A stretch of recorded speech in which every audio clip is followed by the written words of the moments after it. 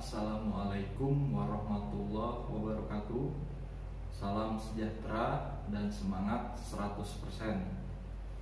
Bersama saya Erik Sanjaya, peserta Lassar CPNS Puslatbang KDOD Samarinda Angkatan 11 NDH 13. Di kesempatan kali ini saya akan memaparkan nilai dasar anti korupsi.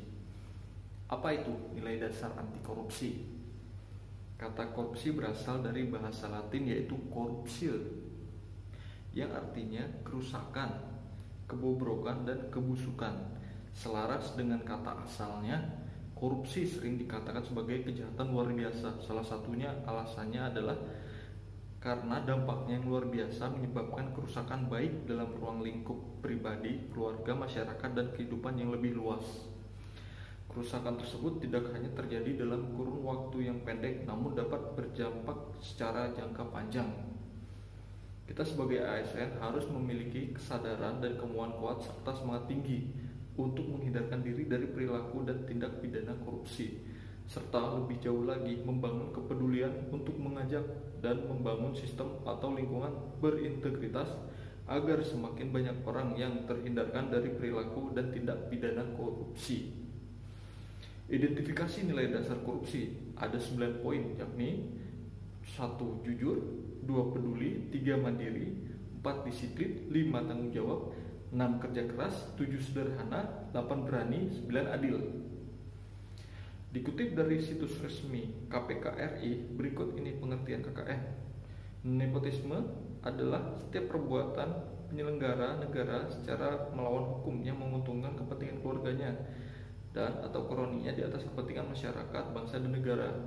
Kolusi adalah permufakatan atau kerjasama melawan hukum antar penyelenggara negara dan pihak lain yang merugikan orang lain, masyarakat, dan atau negara. Korupsi adalah tindak pidana sebagaimana dimaksud dalam ketentuan perundang-undangan yang mengatur tentang tindak pidana korupsi. Sifat korupsi yang pertama bermotif terselubung, 2. Bermotif ganda. Tingkatan-tingkatan korupsi ada 3, dimulai dari yang paling bawah, yaitu betrayal of trust, pengkhianatan kepercayaan. Kemudian di atasnya ada abuse of power, penyalahgunaan kekuasaan. Kemudian yang paling di atas, paling tinggi, material benefit, mendapatkan keuntungan material yang bukan haknya melalui kekuasaan. Rumusan korupsi terjadi yakni perilaku dan niat ditambah kelemahan sistem dan kesepakatan sama dengan tindak korupsi. Apabila ada niat tapi tidak ada kesempatan, tidak akan mungkin terjadi praktek korupsi.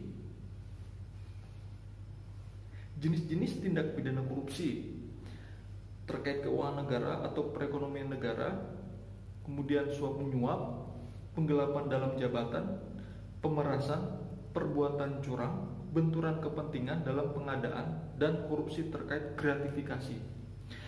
Gratifikasi dalam penjelasan Undang-Undang Nomor 31 Tahun 1999 Junto Undang-Undang Nomor 20 Tahun 2001 Pasal 12B Ayat 1 adalah pemberian dalam arti luas, yakni meliputi pemberian uang, barang, rabat atau diskon, komisi, pinjaman tanpa bunga, tiket perjalanan, fasilitas penginapan, perjalanan wisata, pengobatan cuma-cuma, dan fasilitas lainnya. Gratifikasi tersebut baik yang diterima di dalam negeri maupun di luar negeri dan yang dilakukan dengan menggunakan sarana elektronik atau tanpa sarana elektronik. Nah, upaya apa saja yang dapat dilakukan untuk mencegah praktek korupsi? Dimulai dari niat, semangat, komitmen. Penjabarannya yakni diyakini dalam hati, diucapkan dengan lisan, dilakukan dengan amal perbuatan. Lalu makna yang dapat diambil dari rangkuman ini ialah saya mampu membentuk perilaku yang amanah dan jujur serta berperan dalam pencegahan korupsi di lingkungan dan paham cara-cara menghindari perilaku korupsi. Kemudian rencana aksi yang akan saya lakukan, menerapkan nilai-nilai dasar anti korupsi dalam kehidupan pribadi, terutama dalam lingkungan kerja saya, juga membentengi diri dengan niat dan komitmen yang kuat agar terhindar dari praktik korupsi. Sekian pemaparan dari saya. Terima kasih atas atensinya. Salam angkatan 11, pasti bisa 100% menjadi ASN yang unggul dan berprestasi.